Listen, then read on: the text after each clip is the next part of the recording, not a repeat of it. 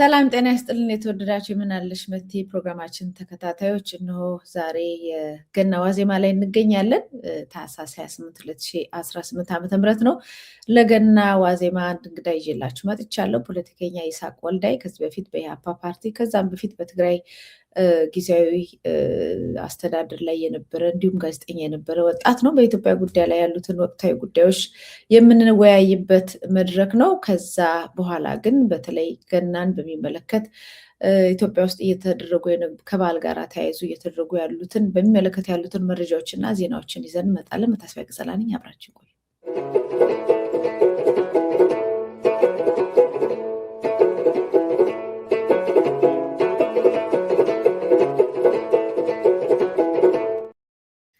ጤና ይስጥልኝ ይስሐቅ ወልዳይ፣ እንኳን ደህና መጣ፣ እንኳን አደረሰ። አሜን፣ እንኳን አብሮ አደረሰ። መልካም። እንግዲህ አሁን የገና ዋዜማ ላይ ነው የምንገኘው። ኢትዮጵያ ውስጥ እንቅስቃሴዎች አሉ። የአላፋት ዋዜማ የሚባለው ዝግጅት በመስቀል አደባባይ ለመጀመሪያ ጊዜ ተፈቅዶለት መንግስትም አስተባብሮት በሚባል ደረጃ ላይ ያው እንዲተላለፍም ተደርጎ እየተደረገ ነው ያለው። እሱ ለምን ተደረገ፣ እንዴት ተፈቀደ፣ ምንድን ነው ያሰቡት የሚሉትን የራሳችን አንድምታ ሁላችንም አለን። ሆኖም ግን እየተደረገ ነው። ድምቀቱ ደስ ይላል። ግን በዛው ልክ ቤተክርስቲያን ደግሞ እንደዚሁ ጥቁር ለብሳ እየፈረሰች ያለችበትን ሁኔታ ነው ያለው። ከዛ ውጭ የገና ዋዜማ ላይ ያለ ነው። ከሳምንታት በፊት ደግሞ በትግራይ እንደዚሁም በተለያዩ አካባቢዎች ረሃብ፣ በደብረ ብርሃን የረሃብን በሚመለከት እርዳታ መሰባሰብ ሁኔታዎችም ሲደረጉ ቆይተዋል።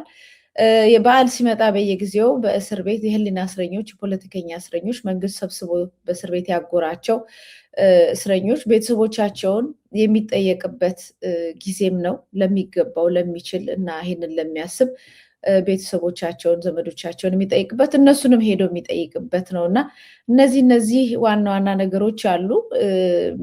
ባለፈው እናንተም ሰብሰብ ብላችሁ ሄዳችሁ እስረኞችን ጠይቃችሁ ነበረ።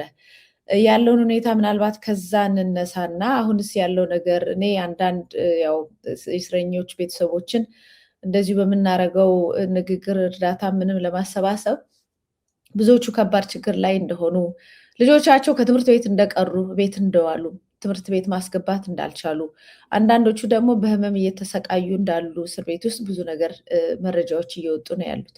ምናልባት እናንተ ስትሄዱ ያያችሁት የተረዳችሁት ካለ እና በዛውም ዓመት በዓሉንም አስመልክቶ በእነሱ ላይ ሊደረግ ስለሚገባው እንክብካቤ እንደዚሁ ሀሳብ በመስጠት ብትጀምር። መልካም፣ ጥሩ ነው። በመጀመሪያ እንኳን ለጌታችን መድኃኒታችን ኢየሱስ ክርስቶስ የልደት በዓል በሰላም አደረሳችሁ ማለት እወዳለሁ። እንግዲህ ወደ ዋናው ሀሳብ ስመጣ እንግዲህ የገናን በዓል ወይም የክርስቶስን የጌታችን ኢየሱስ ክርስቶስ ልደት በዓልን ስናከብር ወይም እያከበርን ባለንበት ጊዜ የሀገራችን ሁኔታ በምን መልኩ እንዳለች ለሁላችን ግልጽ ነው። እንግዲህ አብዛኛው ቦታ በጦርነት ያለንበት ሁኔታ ነው ያለነው። በጦርነት ብቻ አይደለም፣ ብዙ ተፈናቃዮችን በመጠለያ ካምፖችን ባለንበት፣ ብዙ ዜጎች ብዙ ኢትዮጵያውያን ተስፋ ቆርጠው የባህር ሲሳይ እየሆኑበት ባሉበት፣ ወደ አረብ ሀገር በበረሃ በጫካ እየተሰደዱ ባለንበት ነው ሁኔታ ነው ያለነው። የተለየ ሀሳብ ያላቸው ፖለቲከኞች፣ አክቲቪስቶች፣ ጋዜጠኞችም በየማጎሪያ ካምፕ ያለንበት ያለ ሁኔታ ነው ያለው። እንግዲህ በዚህም በተቃራኒው ያው በመስቀል አደባባይ ቅድም ለመግለጽ እንደሞከርሽው የአላፋት ዝማሬ እየተካሄደ ነው። ሃይማኖታዊ ይዘቱ ብቻ ኢንቴንሽኑ በዛ መልኩ ከሆነ ቆሰየው ደስ ይላል ድባቡ። ነገር ግን ያው እንግዲህ እንደሚታወቀው የቤተክርስቲያኗን ቀኖን በሚጥስ መልኩ የቤተክርስቲያኗን እና የፖለቲካ መጫወቻ እየሆነች እንዳለችም መዘንጋት የለበትም። ቄሶችም ጳጳሶችም የሃይማኖት ሰዎችም የፖለቲካ መጫወቻ የሚሆኑበት ሁኔታ እያየንም እንደመጣን መዘንጋት የለበትም። ዝማሬው ግን ደስ ይላል፣ ድባቡ ደስ ይላል። ሃይማኖታዊ ብቻ ከሆነ ሃይማኖታዊ ብቻ ስርዓቱ ሌላ ገጽታ ከሌለው ማለት ሌላ ፖለቲካ ሸቀጥ ለማድረግ ታስቦ ካልሆነ ድባቡ ደስ ይላል ማለት ፈልጋለሁ። ምናልባት እሱ ላይ ሰባ ብለን እንደው ካነሳኸው አይቀር የአርሲው ጭፍጨፋ አለ። ሰሞኑም እንደዚሁም ሌሎች ጭፍጨፋዎች ነበሩ። አሁን በማህበረ ቅዱሳን ላይ እየወጡ ያሉ ዶክመንተሪዎች አሉ። በኢትዮጵያ ኦርቶዶክስ ተዋሕዶ ቤተክርስቲያን ላይ እየተደረገ ያለው የማጥፋት ዘመቻ፣ የመነኮሳት ረሃብና ጉስቁልና፣ የቤተክርስቲያን መቃጠል እና ኦርቶዶክሶች መሳደድ የመሳሰሉት ነገር በሰፊው እየወጣ ባለበትና ምናልባት በምዕራባውያን በአሜሪካና ተለያየ አካባቢዎች እየተዘገቡ ይገኛሉ በእነዚህ በክርስቲያን ሚዲያ በሚባሉት እና ብዙ ማስጠንቀቂያዎችም እየመጣ ነው ያለው። እንደዚሁ ደግሞ እነ ትራምፕም ናይጄሪያ ላይ ክርስቲያኖች ላይ በደረሰው ጥቃት እርምጃ ወስደናል እያሉ እየታዩ ነው። ከዛ ጋር የተገናኘ ይመስላል። ምክንያቱም መስቀል አደባባይ ተከልክሏል ከዚህ በፊት። በዚህ ሁኔታ ደግሞ በሜንስትሪም ሚዲያ እንዲዘገብም እንዲታይም እነዚህ ዝግጅቶች ከዚህ በፊት አይደረጉም። ለምን ተደረጉ የሚባለው ነገር ለምን ተፈቀደ? በዚህ ሁኔታ ላይ መንግስት ፕሮሞት ለምን አደረገው የሚለው ጥያቄ መቼም ማንሳት ግድ ነው እንደ ዜጋ እንደ ፖለቲከኛም። እና እንዴት ተረዳው? በጣም ጥሩ ጥያቄ ነው የተነሳ። በተለይ ይሄ በአርሲ የኦርቶዶክስን መሰረት ያደረገ ጭፍጨፋ፣ ቤተክርስቲያን ማቃጠል እንደ ፓርቲ እንደ ኢህአፓ በተደጋጋሚ ጊዜ መግለጫ ስናወጣበት እንደነበር የሚታወቅ ነው። ይህንን ተራ ጭፍጨፋ ወይም የግለሰቦችን እንዳልሆነ አካሄዱና መንገዱን ስናጠናው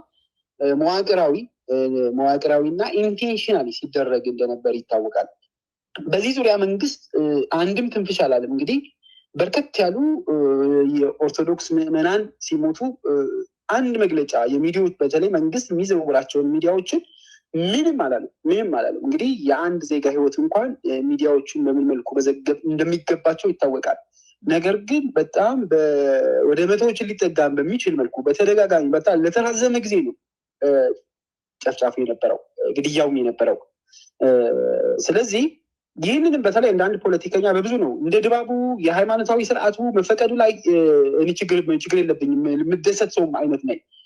ምክንያቱም ቤተክርስቲያኗ በነፃነት በአደባባይ በተለይ መስቀል አደባባይ ደግሞ ከቤተክርስቲያኗ ጋር ባለይዞታነት እና በታሪክ አንጻር በምናይበት ጊዜ እንዲህ የገና በዓል በደመቀ ማክበር ባይገርመን ማለት ላይገርመን ነበር የሚገባው በትክክል ከሆነ። ግን ላለፉት ጊዜያት በተለይ ቤተክርስቲያኗ ብዙ ሃይማኖታዊ በዓላቶችን መስቀል አደባባይ እንዳትጠቀም ስትደረግ ነበር። ዛሬ ለምን ተፈቀደ? ለምንድን ነው መንግስታዊ ሚዲያዎች በዚህ መልኩ ፕሮፓጋንዳው እየሰሩ ወይም ደግሞ ቀድመው ሲዘግቡት የነበረውን የሚለውን ጥያቄ በደንብ አድርጎ ማጤኑ ጥሩ ነው የሚል ሀሳብ አለኝ። ለምንድን ነው የሚለውን መተርጎም እንደ አንድ ፖለቲከኛ መተንተን ወይ መተርጎም አስፈላጊ ነው ብዬ አምናለሁ። እንግዲህ ጨፍጫፎቹን አለ ብለናል፣ ስደቶቹ አለ ብለናል፣ ቤተክርስቲያን ማቃጠሎቹ አለ ብለናል። ስለዚህ ሚዲያዎቹ ምንም አላሉ። ስለዚህ ግን በደንብ አድርገው ሲያጠዙት እያየን ነበር። ስለዚህ እኔ የሚመስለኝ በተለይ አክቲቭ ነበር በሃይማኖታቸው ምክንያትም ሲገደሉ የነበሩ ዜጎችን አክቲቭ ነው። በዚህ መንግስት ተጠያቂ ነው በሁለት መልኩ። አንደኛ ምንም እንኳን እጅ አለበት ብለን ቃል በቃል ለመናገር ምክንያቱም ማስረጃና ስለሚጠይቅ፣ ነገር ግን መንግስት የዜጎቹን ደህንነትና ሴኩሪቲ የመጠበቅ ግዴታ አለበት። ፕራይመሪ ኃላፊነት የመንግስት ነው፣ የዜጎችን ደህንነትና ነፃነትን መጠበቅ ማለት ነው። ዘንድ አለመጠበቁ አንደኛው ተጠያቂ ያደርገዋል። ሁለተኛ ደግሞ ተፈጽሞ በሚገኝበት ጊዜ በዜጎች የተፈጸመውን ጭፍጨፋ በእነዚህ ፈጻሚዎችን ወደ ህግ አለማቅረብ ራሱ የቻለ ተጠያቂነት አለው። ስለዚህ ይህንን አጀንዳ አክቲቭና ትኩስ ነበር። ይህንን አክቲቭና ትኩስ የሆነ አጀንዳ ለማድረስ በሚመስል መልኩ መስቀል አደባባይ እየተደረገ ያለውን ደማቅ የሃይማኖታዊ በዓልም ሊሆን ይችላል የሚል ግምት አለኝ። ይሄ የራሴ ግምት መላምቶች ነው ማስቀምጠው። በዚህ መልኩ ነው ማየው። ይህንን አንድ ተገቢ ጥያቄ ግን አለ።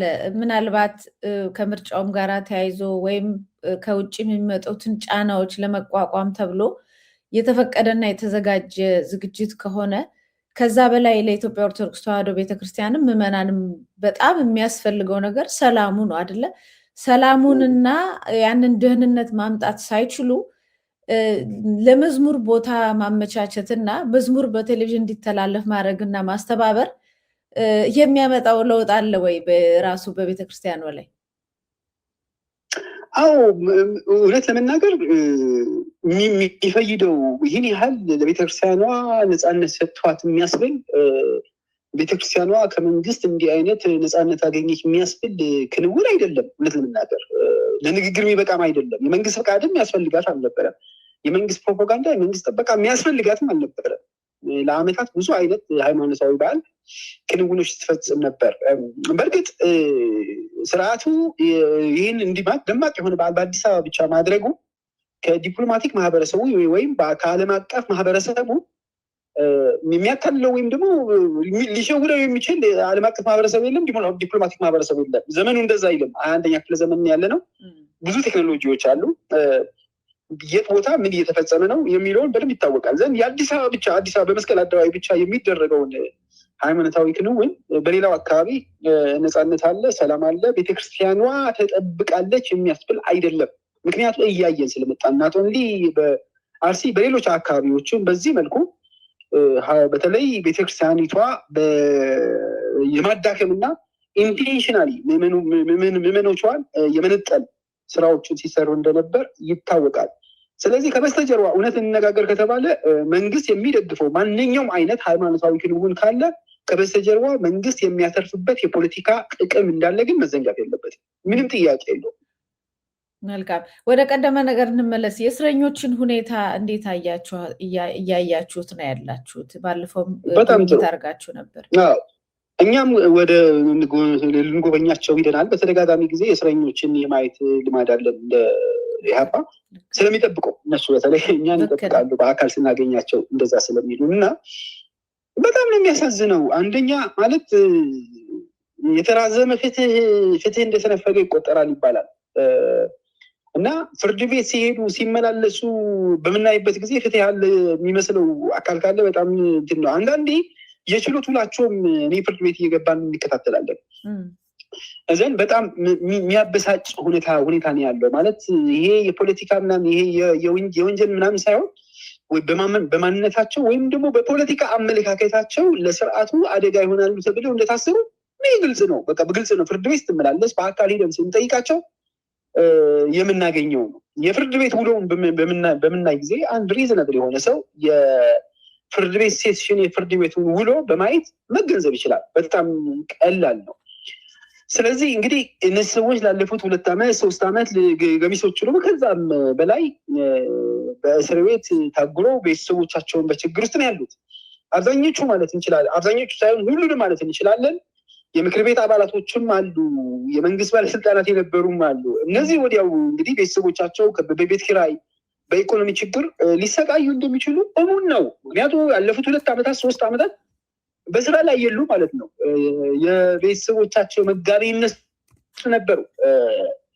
ስለዚህ በቤተሰቦቻቸው ላይ ሊደርስ የሚችል ዘርፈ ብዙ ችግሮችን ሊኖሩ እንደሚችሉ ይታወቃል።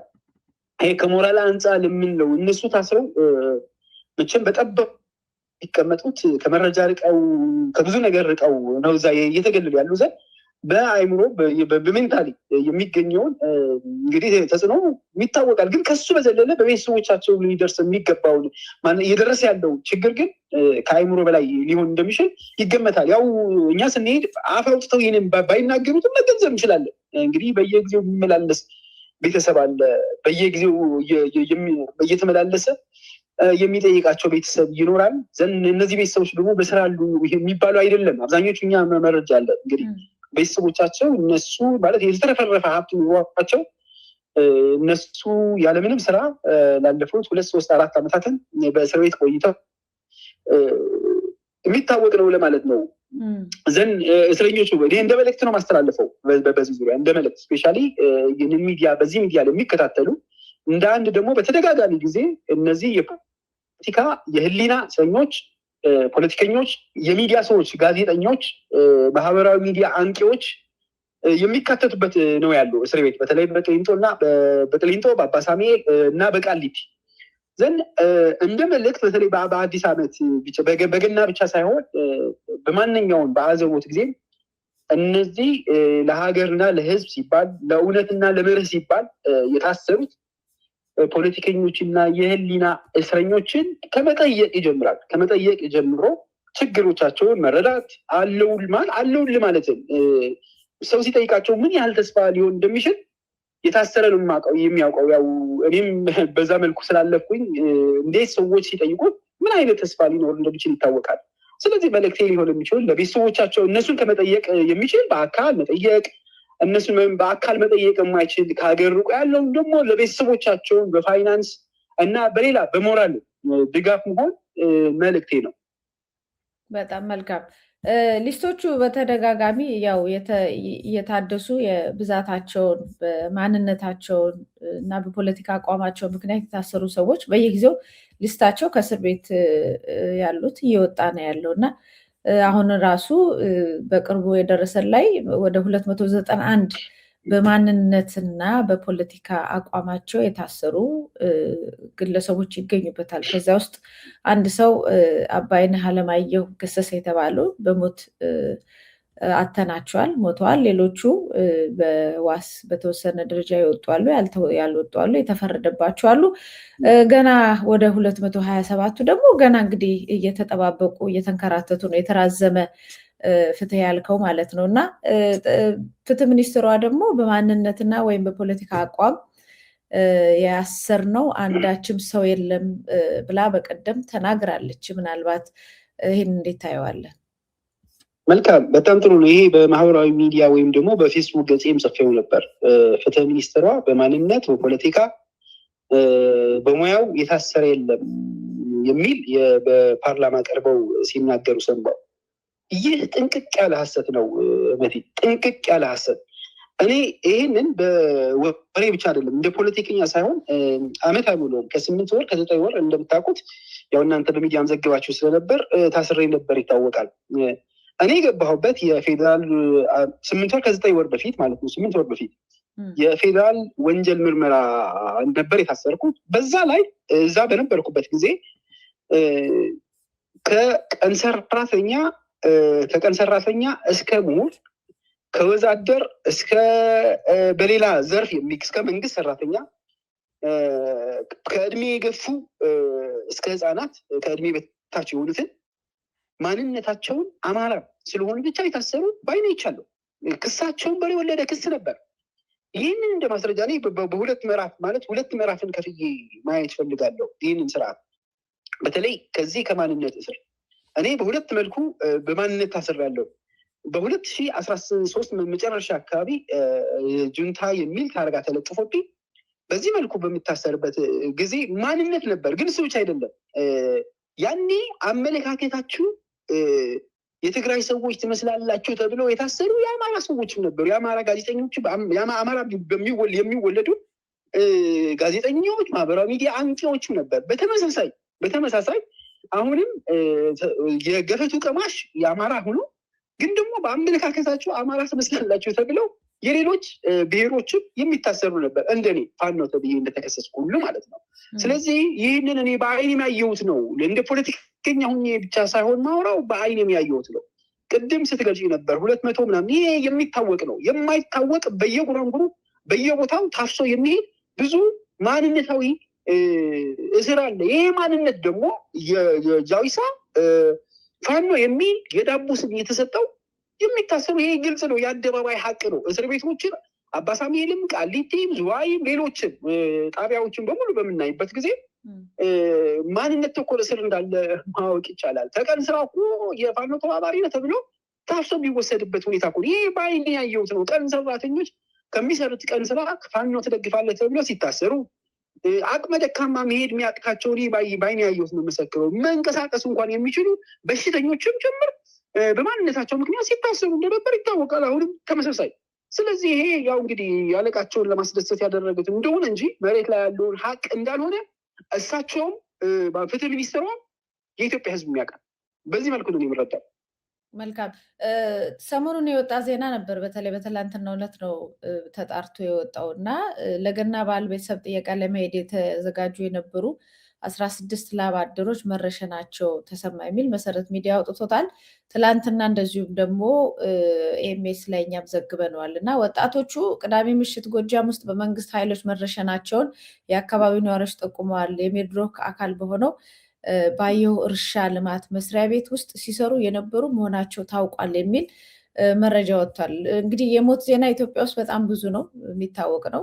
በመኪና አደጋ አሁን በቀደም ወደ አፋር የደረሰው የመኪና አደጋ ብዙ ሰዎችን ቀጥፏል። የቀጠፋቸው ሰዎች ግን አደጋ ብቻ አይደለም። አንደኛ በፍጥነት ማሽከርከርም ተብሏል። ሁለተኛ ብዙ ነው። ዋናውና በጣም የሚያሳዝነው ነገር ለመሰደድ ታጭቀው የሚሄዱ ዜጎች ነበሩ እና ሞት በዛና በዚህ በተለያየ ቦታ ህዝቡን እየነጠቀ ባለበት ሰዓት እነዚህን ምሁራንና የማህበረሰብ አንቂዎች ባለሙያዎችን ሰብስበው ደግሞ እስር ቤት ካጎሩ በኋላ ማንንም ሰው አናስርም፣ ፍትህ በኢትዮጵያ ምድር ላይ ምንም ትክክለኛ ስራዋን እየሰራች ነው የሚል ምላሽ ነው እየተሰጠ ያለው። በተለይ ይሄ በየአቅጣጫው የመጣው ግድያ መረሸንን እንዴት አየኸው?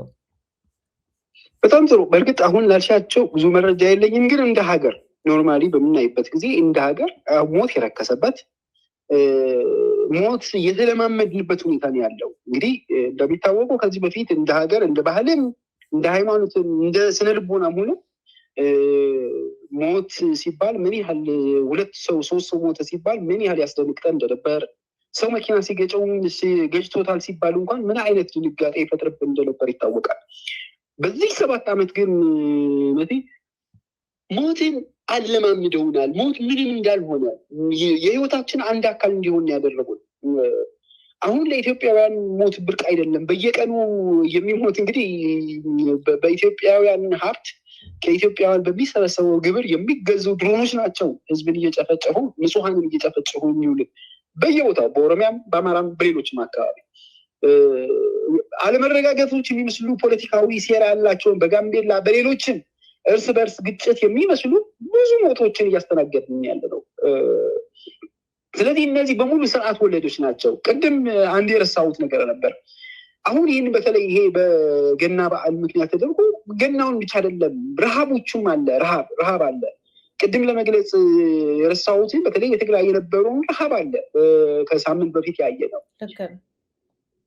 ተፈጥሯዊ ረሃብ አይደለም መቲ፣ ተፈጥሯዊ ስርዓት ወለድ ረሃብ ነው። ኢንቴንሽናሊ በተለይ በመጠለያ ካምፕ የሚገኙ ናቸው። መጠለያ ካምፕ የሚገኙት እንግዲህ ፕራይመሪ እነዚህን በመጠለያ ካምፕ የሚገኙ ወደ ቀያቸውን ወይ ደግሞ ምቹ ወደሆነ ቦታ መመለስ የመንግስት ፕራይመሪ ኃላፊነት ነው። ነገር ግን መንግስት በተፈናቃይ ፖለቲካ መሸቀጥ ስለሚፈልግ መንግስትም በትግራይ ያለው ህወሓት የሚባለውን ጭምር ማለት ነው ተፈናቃዮችን የመጨረሻ የቼዝ ጠጠራቸውን የፖለቲካ የቼዝ ጠጠራቸው አድርገው ስለሚያስቡ በእነሱ መቆመር ይፈልጋሉ እንጂ በዚህ በ21ኛው ክፍለ ዘመን ተፈጥሮ ያመጣው ረሃብ ያልሆነ ማድሜድ ስርዓት ወይም ደግሞ ስርዓትን የሰራውን ረሃብ ህዝብ ሲያልቅ ስጋቸውን ከአጥንታቸውን ተለይቶ በአጥንት ብቻ ሲቆሙ ማየት ያሳዝናል፣ በጣም ያሳዝናል። ይህም ብርቅ አይደለም ነው ለመንግስት። ባዘወይ እንዲህ በሚሆንበት ጊዜ ቁጥራቸው በርከት የሚል ከ20 ከ30 በላይ በተወሰነ ሳምንት ነው እንጂ ምናምን ሰው ነው የሞተው በዛ በረሃብ። መንግስታዊ ሚዲያ ግን ምንም አላለም በዚህ ዙሪያ፣ ስለ ሞቱ ምንም አይልም። በጋምቤላ ሲከሰት የነበረውም እርስ በርስ ግጭት ተብሎ ታርጋ የተለጠፈበትን መገዳደል እሱም ሚዲያዎች ዝም ነው ያሉት። እንግዲህ እንደዛ ከሆነ መንግስት ይሄን እንትን ማይሎ በተለይ ሁሉም ሰላም አገር ሰላም እንዳለች አገር ዳር እንዳለች ሚራክል የሆነ ለውጥ እንዳለ ሚራክል የሆነ ተአምር እንዳለ ነው የሚናገሩት። እውነታው መሬት ያለውን ሀቅ ግን ሚራክል የሆነ ማዕት ያለው ኢትዮጵያ ሚራክል የሆነ ማዕት፣ ሚራክል የሆነ ሞት፣ ሚራክል የሆነ መፈናቀል እኔ ያለው እና ምንም በቃ ምንም ይሄን ማለት ፍጥጥ ያለ ሀቅ ስለሆነ እውነትም ለሰው ማለት ለእያንዳንዱ መንገር አስፈላጊ ነው ብያለሁ። ምክንያቱም በእያንዳንዱ ቤት የሚያዩ ነው። ማንም ኢትዮጵያዊ ዞር ዞር ብለው የሚያየው ሀቅ ነው። ከአዲስ አበባ 40-30 ኪሎ ሜትር መንቀሳቀስ አይቻልም። የጸጥታ ችግር ይህን ደግሞ ስርዓት ወለድ ነው። ኢንቴንሽናሊ ነው የሚሰራው። ባለመረጋጋት ስልጣንን ማስቀጠል ነው።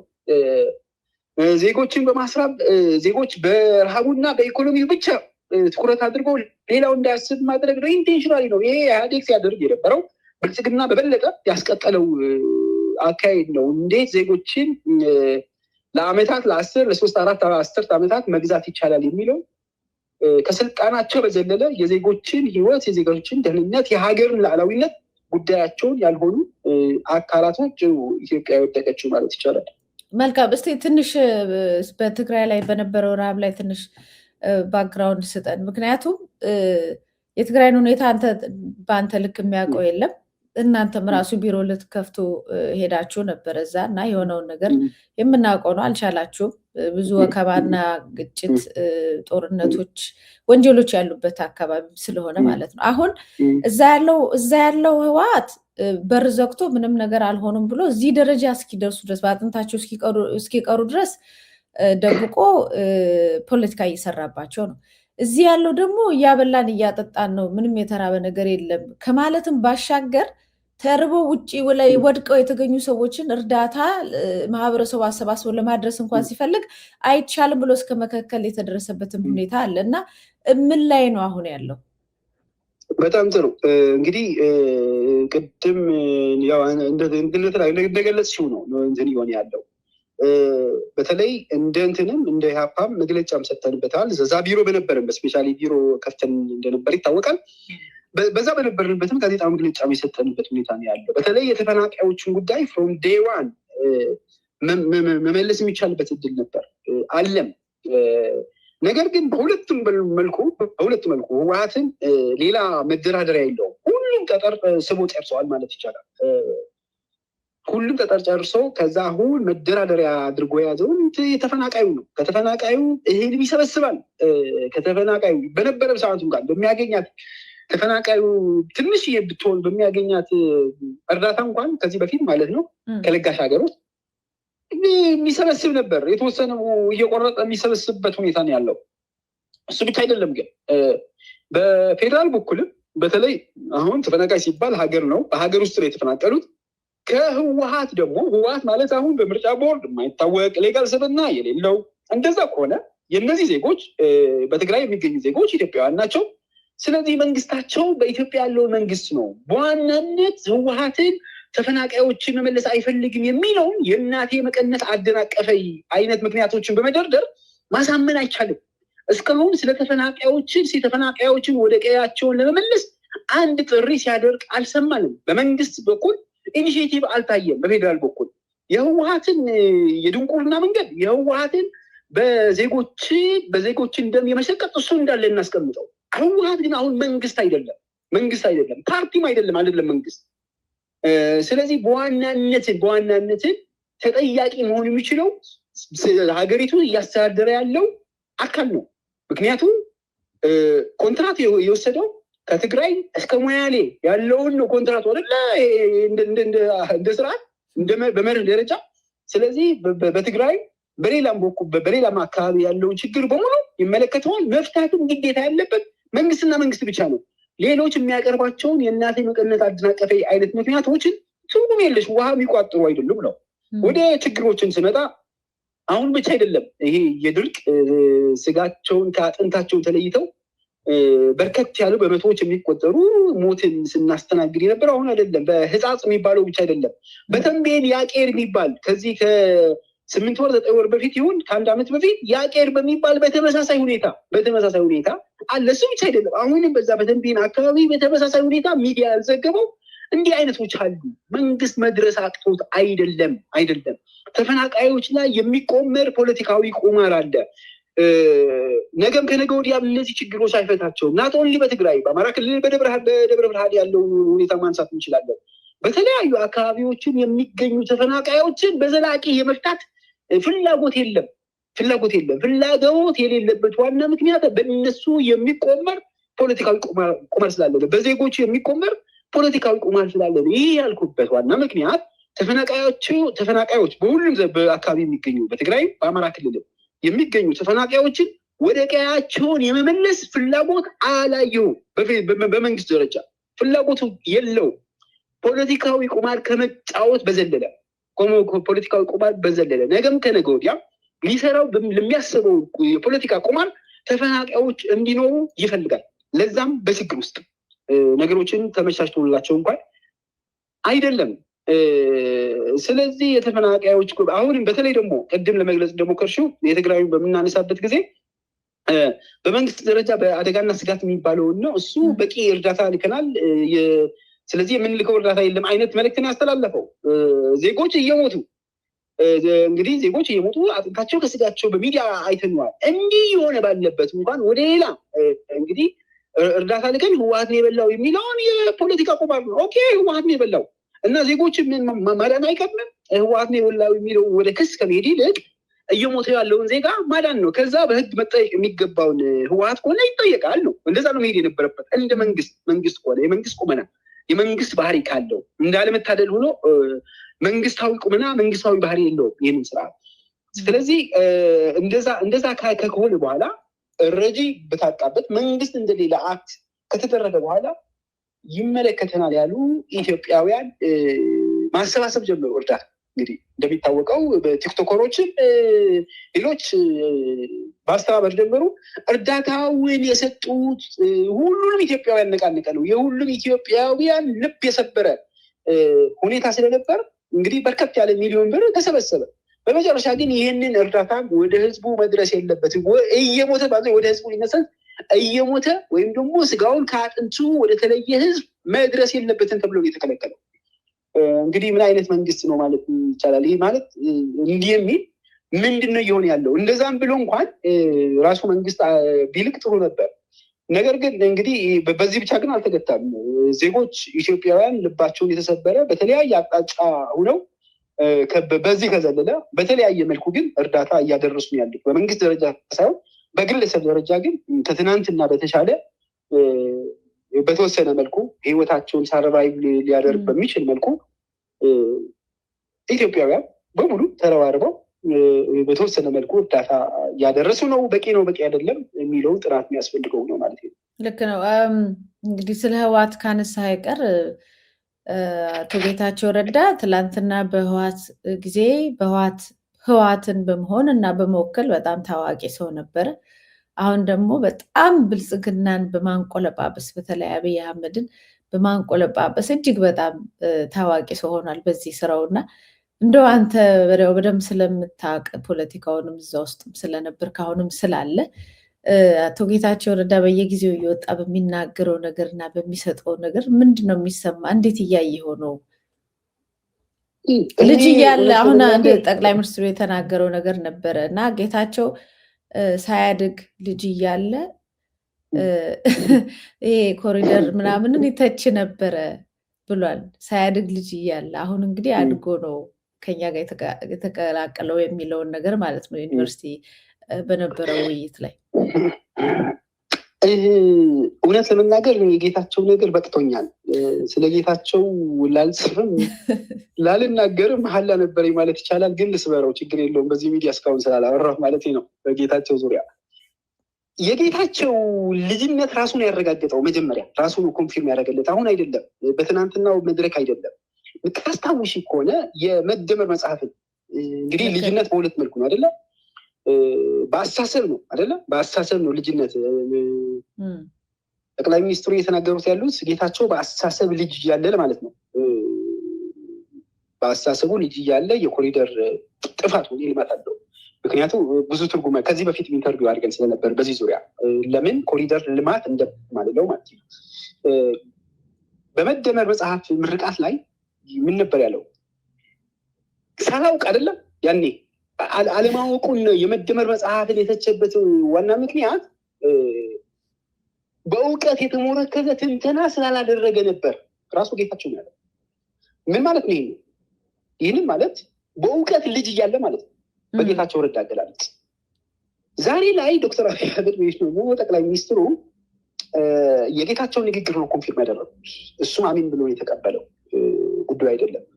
ግን በጣም የሚያሳዝነው በዚህ ደረጃ ተወርዶ ጠቅላይ ሚኒስትሩን ለማንቆለጳጰስ ሲባል ውሸትን ጭምር ነው የተጨመረ ያለው። ከምን ሚዲያ ነው ቀርቦም አንድ የተናገረው ንግግር ነበር እና እሱን ሊያዝ ጠቅላይ ሚኒስትሩ ከጦርነቱ በፊት ለምኖን ነበር በድርድር እንፍታ የሚል ነበር የተናገረው። የምታስታውሽ እንኳን እንግዲህ የተናገረውን ንግግር ሀሰት መሆኑን የጀነራል ጻድቃን ሀሰት ያቀረበበት ዋናው ምክንያት ደግሞ አብይን ንጹህ ለማድረግ ጦርነቱም አይፈልገውም ነበር የሚል ትርጉም ለመስጠት የተናገረበትና የሄደበትን ርቀት ነው ማንሳት የምፈልገው። ጌታቸው ያለው እንዲህ ነበር ያለው ከጦርነቱ በፊት አብይ ይቅርብን በድርድር እንፍታ ጦርነት አልፈልግም ብሎን ነበር ብሎ ተናገረ። ይህንን ንግግር በሚያፈርስ ለተመሳሳይ ጥያቄ ጀነራል ጻድቃን ከዚህ በፊት የተናገረው ንግግር አለ። ከጦርነቱ በፊት ጠቅላይ ሚኒስትሩን አናግሬያቸው ነበር። ጦርነት እየመጣ ነው፣ ወደ ጦርነት መሄድ የለብንም፣ ነገሮችን በድርድር እንፍታ ስላቸው ጠቅላይ ሚኒስትሩ የመለሱልኝ በገንዘብና በጉልበት የማይንበረከክ ህዝብ የለም ብለውኛል ነበር ያለው። እንግዲህ ጌታቸው ረዳ ከየት አመጣው የሚለውን የምንል ከሆነ እንግዲህ አብይ ብዙ ክሶች አሉ፣ ጠቅላይ ሚኒስትሩ ብዙ ክሶች አሏቸው። እንግዲህ ክሶች አሏቸው ብቻ አይደለም፣ ፍጥጥ ያሉ መሬት ላይ የተፈጸሙ እውነታዎች አሉ። ስለዚህ እሱን ክሊር ለማድረግ ነው፣ ነፃ ለማድረግ ከደሙ ንጹህ ለማድረግ። ሁለተኛ ደግሞ በአልጀዚራ እንግዲህ ጠንካራ ጋዜጠኛ ስላገኘ ከማህዲ ሀሰን ጋር ያደረገው ኢንተርቪው እሱም ለማስተባበል እና ወይም ደግሞ የአለቃውን ቁጣ ለመመለስ በሚመስል መልኩ እውነታውን የደፈጸጠ በዚህ ልክ መሬት ወርደ የመለማመጥና የአሽክር አካሄድ ያበሳጫል። ማለት እኔ እናደዳለሁ፣ ፕላስማ አፍራለሁ። እውነት ለመናገር አፍራለሁ። በዚህ ደረጃ ለወዴት ለሚሰጥህን ጥቅም ሲባል እውነታም ደፍጥጠህ ትናንትና ከያዝከው እውነተኛ እንዲያም የነብይነት የሚመስሉ ንግግሮች ወይም ደግሞ ትንታኔዎችን በሚጥስ መልኩ ሰው ለሚናገረው ለሚተነትነው ለሚኖርለትን እንኳን ታማኝ መሆን አለበት አይደለ? እነዚህም በሙሉ በሚጥስ መልኩ በሚሄድ ጊዜ በጣም ያሳፍራል። ማለት በጣም ነው የሚያሳፍረው። ኖርማል እንደ ግለሰብ የፖለቲካ ህይወቱ ለአንዴና ለመጨረሻ ቀብሮ እንደጣለ ነው የማስበው። ሊሄዱ ነዋል። በቃ የሞተ ጌታቸው የፖለቲካል መንገዱ የሞተ ጌታቸው ረዳ ነው እያየን ያለ ነው። እኔ ቆይቻለሁ በሱ ተስፋዬ ከተሟጠጠና ከሞተ ማለት ይቻላል። ስለሱ ማውራትን ከተውኩኝ በጣም ቆየው። ምክንያቱ ከዚህ በላይ እንደምጠብቅ ከዚህ በላይ ነገ ከነገ ወዲያ ከዚህ በላይ እንጠብቃለን። እንግዲህ አሉ የሚባሉ ጠቅላይ ሚኒስትሩ የተናገሩትን የነኩትን በሙሉ ቅዱስ ነው ብሎ ሳያላምጡ ከሚወጡ በላይ ልሆን እያለ ስለሆነ እና አሳፋሪ ነው ማለት ይቻላል። መልካም። ምናልባት ፕሮግራማችን ከመጨረሳችን በፊት አንድ ውይይት አዘጋጅታችኋል መሰለኝ፣ ማስታወቂያውን አይቼዋለሁ። ምናልባት ጥቂት በለን ስለሱ። ከማህበረሰቡ ጋር ከሰፊው ህዝብ ጋር ነው ውይይት ያሰባችሁት? ምክንያቱም ከዚህ በፊት ስብሰባ በአዳራሽ አስባችሁ መከልከላችሁ ይታወቃል። ስለዚህ አሁን በበይነመረብ ነው መሰለኝ የታሰበው እና ስለሱ ጥቂት መረጃ ስጠን። መልካም። እንግዲህ እሁድ ጥር 3 ነው ያሰብነው። ማንኛውም አይነት እንደ ውይይት አለ። ማንኛውም አይነት በተለይ በኢሃፓ ዙሪያ አባላቶችን በየጊዜው ብዙ እየተቀበልን ነው ለመናገር። በተለይ የማህበራዊ ሚዲያ እንቅስቃሴውን ስንጀምር ብዙ አባላቶችን ወደ ኢሃፓ እየተቀላቀሉ ነው። ከአይምሮ በላይ በዚህ ዓመት ያገኘናቸው አባላቶችን በጣም የሚገርም ነው። በዛም ግን ያው የማህበራዊ ሚዲያው ንቅናቄ በምናደርግበት ጊዜ ብዙ ጥያቄዎች ያሏቸው ዜጎች አሉ። ኢሃፓና ኢሃፓን በተመለከተ የኢሃፓ ትግል ሰላማዊ ትግልን በተመለከተ ኢሃፓን በሚመለከት እንደ ኢሃፓ ማድረግ የሚገባንን ወይም ደግሞ ልናደርግ ያሰብናቸውን በጥያቄ መልኩ ማንኛውም አካል፣ ማንኛውም ዜጋ፣ ማንኛውም ኢትዮጵያዊ፣ ማንኛውም ስለ ሀገር ይመለከተኛል የሚለውን በቀጥታ ገብቶ የሚጠይቅ ይሆናል። እኛም በቅንነት የምንመልስበት የምንወያይበት ሁኔታ ነው የሚሆነው። እንግዲህ ባለፈው እንደሚታወቀው የአዳራሽ ስብሰባ ከዚህ በፊት ሰላማዊ ሰልፍ ተከልክለን መሪዎቻችን ለእስር ተዳርገው እንደነበር የአዳራሽን ስብሰባው በምርጫ ማግስት ሆነን ምህዳሩን አስፍተናል በሚሉበት ጊዜ የአዳራሽ ስብሰባው በረጅም እጆቻቸው ሲከለክሉን እንደነበር አይተናል። ስለዚህ ከማህበረሰቡ ወይም ደግሞ ስለ ኢሃፓ ማወቅ የሚፈልግ ማንኛው ኢትዮጵያዊ በምን መልኩ እናገኘው ሲለ ጊዜው ነገር ይሄን የአዳራሽ ተከልክለናል የሚለውን እጅና እግራችን አጣምረን ቁጭ ምንል አይደለም። ኔክስት ስቴፕ ሌሎች አማራጮችን እንጠቀማለን። ከዛ በፊት ደግሞ በምን መልኩ ከማህበረሰቡ እንገናኝ የሚለው ለጊዜው በዚህ መልኩ እንገናኝ የሚለውን ጥር 3 እሁድ ቀጠሮ ይዘናል ማለት ነው። እጅግ በጣም አመሰግናለሁ አቶ ይስሐቅ ወልዳይ ስለነበረ ቆይታ አመሰግናለሁ። መልካም በዓል። መልካም በዓል ሁላችን። አድማጭ ተመልካቾቻችን ተከታተሉት የቆያችሁት የዛሬ ምን አለሽ መቴ ፕሮግራማችን ነበር። እንግዲህ አቶ ይስሐቅ ወልዳይ ጋር ከዚህ በፊትም ውይይት እናደርጋለን።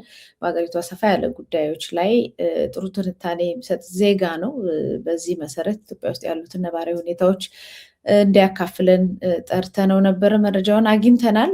ያለን ሰዓት ስለተገባደደ ሌሎች ዜናዎችን ማቅረብ አልቻልኩም። ዛሬ ግን የገና የጌታ ልደት በዓል ዋዜማ ላይ ነው የምንገኘው። በሁሉም አቅጣጫ በየትኛውም አካባቢ ላለው ማህበረሰብ ሁሉ እንኳን አደረሳችሁ ለማለት እወዳለሁ። በነገው ዕለት በኢኤምኤስ በቋሚ የኢኤምኤስ ዕለታዊ ዝግጅታችን ዓመት በዓልን ያማከለ መረጃዎችን የምናቀርብበት እንደዚሁም ደግሞ ከዛም ወጣ ብለን ጠቅላላ ጉዳዮችን የምንጨዋወትበት መርሃ ግብር ስለሚኖረን በዕለታዊ እንገናኛለን። በነገው ዕለት እንግዲህ ለመላው የክርስትና እምነት ተከታዮች የክርስቶስ ልደትን ለምታከብሩ እንደዚሁም ደግሞ ለመላው ኢትዮጵያውያን እንደ ባህል እንደ ዜጋ ደግሞ ለምታከብሩት ሁሉ እንኳን አደረሳችሁ ለማለት እወዳለሁ። ዳግም በሌላ ፕሮግራም እስከምንገናኝ መታሰቢያ ገዘላ ነበርኩ። ሰላም ቆዩ።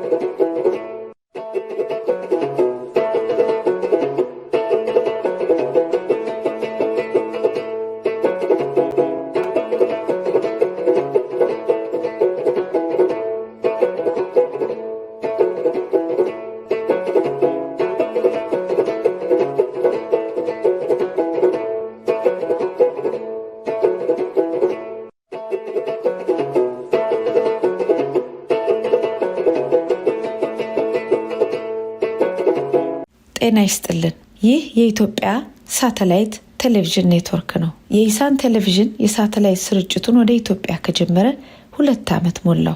በዚህ እጅግ ፈታኝ በሆነ ወቅት የሕዝባችንን የመከራ ቀንበር በአቅማችን ለማገዝ ሞክረናል። የስደቱን፣ የመፈናቀሉን፣ በድሮን የመደብደቡን፣ የመታሰሩን፣ የመዘረፉን በአጠቃላይ ሰላምንም ኑሮንም ለተቀማው ሕዝባችን ድምፃችንን ከማሰማት ከትላንት እስከ ዛሬ አላረፍንም።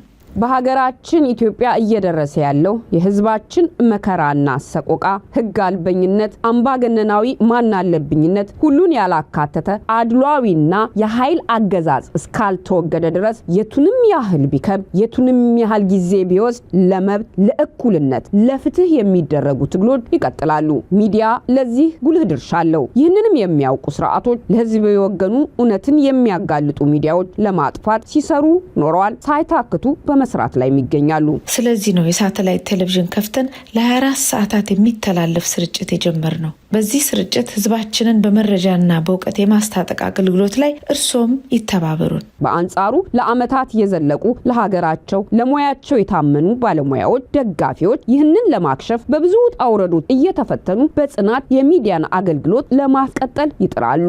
የህዝባችን መከራ እስካልቆመ ድረስ ዝም አንልም በማለት ኢሳን የኢትዮጵያ ሳተላይት ኔትወርክ አሁኑኑ አብዝቶ የእርሶን ድጋፍ ይሻል። መረጃው የሚሰሩ መረጃዎች በአጠቃላይ ለባለቤቱ ለኢትዮጵያ ህዝብ እንዲደርስ በሳተላይት መቅረብ አለበት። ያንን የሳተላይት ወጪ እርሶም ድጋፉን በማድረግ እንዲሸፈን እንዲያደርጉ በአክብሮት ይጠየቃሉ።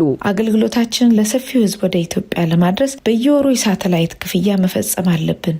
እኛ ያለንን ሁሉ ሰጥተናል። እርስዎ በአቅሞት በጎፈንድሚ በተዘጋጀው ሊንክ ላይ አስተዋጽኦ ያድርጉ። በዌብሳይታችን ላይ ገብተው ለወርሃዊ መዋጮ በቋሚነት ቢመዘገቡ ደግሞ ሸክማችንን ይቀንሰዋል። ለውጥ መምጣት ካለበት፣ ህዝቡ ማረፍ ካለበት፣ ሀገር መዳን ካለባት ህዝብን የሚያነቃ ሚዲያ ያስፈልጋል። የዜግነትን ይወጡ።